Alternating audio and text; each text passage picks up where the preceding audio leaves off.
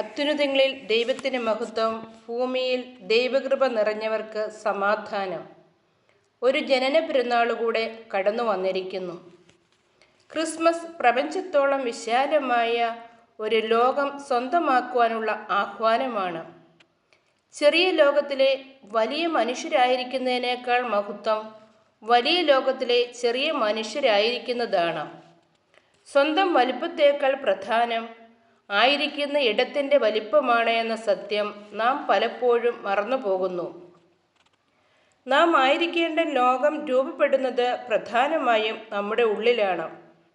ഒരുവൻ്റെ ഉള്ളിൻ്റെ വലിപ്പമാണ് അവൻ്റെ ലോകത്തിൻ്റെ വലിപ്പം. എല്ലാറ്റിനെയും ചേർത്ത് നിർത്തുവാനുള്ള ഒരുവൻ്റെ സന്നദ്ധതയാണ് അവൻ്റെ ഉള്ളിൻ്റെ വലിപ്പവും അവൻ്റെ ലോകത്തിൻ്റെ വ്യാപ്തിയും നിർണയിക്കുന്നത്.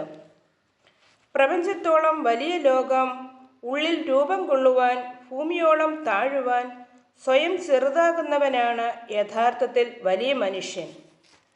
ദൈവത്തിൻ്റെ അതിരുകളില്ലാത്ത ചക്രവാളത്തിലേക്ക് പ്രവേശിക്കുവാൻ, അതിനായി സ്വയം നിസ്സാരരാകുവാൻ ക്രിസ്മസ് നമ്മെ ക്ഷണിക്കുന്നു. 3 കാര്യങ്ങളാണ് ക്രിസ്മസ് രാത്രി നമ്മെ ഓർമ്മിപ്പിക്കുന്നത്. 1. കൂരിരുട്ട്. 2. മരം കോച്ചുന്ന തണുപ്പ്. 3. ദുർഗന്ധം വമിക്കുന്ന കാലിത്തൊഴുത്ത്. നമ്മുടെ ഹൃദയത്തിൻ്റെ അവസ്ഥയുമായി താരതമ്യം ചെയ്യുമ്പോൾ പാപം മൂലം ഇരുട്ട് നിറഞ്ഞ ജീവിതവും പരിശുദ്ധാത്മാവ് നഷ്ടപ്പെടുമ്പോഴുണ്ടാകുന്ന മരം കോച്ചുന്ന തണുപ്പും അപരനെ സ്വീകരിക്കാത്ത മനോഭാവം മൂലമുണ്ടാകുന്ന ദുർഗന്ധവുമുള്ള ഒരു ഹൃദയം നമുക്കുണ്ട്. നമ്മുടെ ഹൃദയത്തിൽ വിശുദ്ധ കന്യകാമറിയത്തിനും വിശുദ്ധ യൗസേപ്പ് പിതാവിനും ആദരവും സ്നേഹവും നൽകിയാൽ നാം പോലും അറിയാതെ ഈശോ നമ്മിൽ ജനിക്കും. സത്രത്തിൽ സ്ഥലം കിട്ടാതെ വാതിലുകൾ കൊട്ടിയടച്ചപ്പോൾ കാലിത്തൊഴുത്തിൽ സൗകര്യമൊരുക്കി കൊടുത്തത് കന്നുകാലികളാണ്.